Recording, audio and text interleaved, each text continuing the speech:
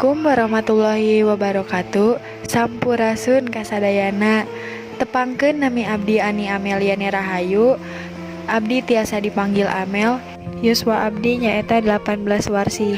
Alamat abdi di Kampung Cariu Lebak, RT 020 genep, Desa Wanci Mekar, Kecamatan Kota Baru, Kabupaten Karawang.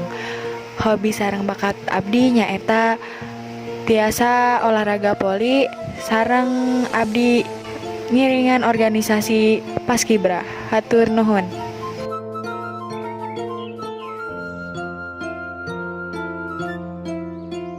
Abdi oge masih sakola nyaeta di SMA N hiji Jatisari.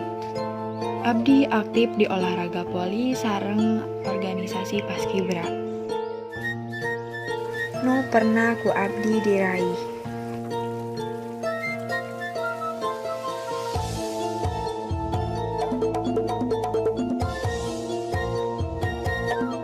Tina olahraga poli oge aya teknik dasarna nyaeta passing handap, passing luhur, servis nyaeta aya servis biasa, servis footing, sareng jumping servis.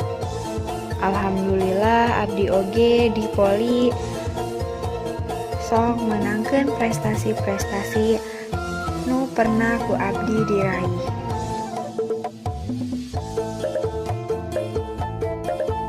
Tina Paskibra, abdi loba diajar tina sopan santuna, tina disiplina, tina etikana, sareng leuwih hormat kanu leuwih senior.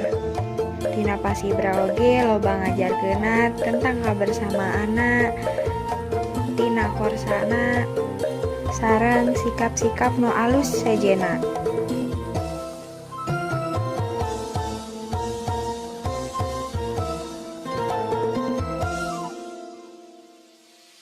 Salianti eta kabudayaan Sunda oge leuwih dikenalna tina sopan santuna, tina adabna, tina ucapanna, tina parilakuna, sareng hormat kanu leuwih luhureun.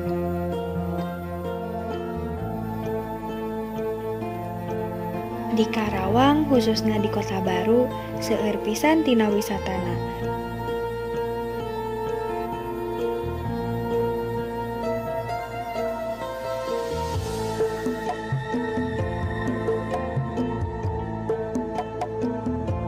Salah sahijina nyaeta wisata kuliner nu namina Lesehan Sawala.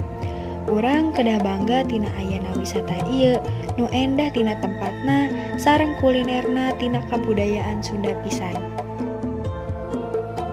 Generasi ngora gede kawani pikeun ngalestarikeun budaya Sunda.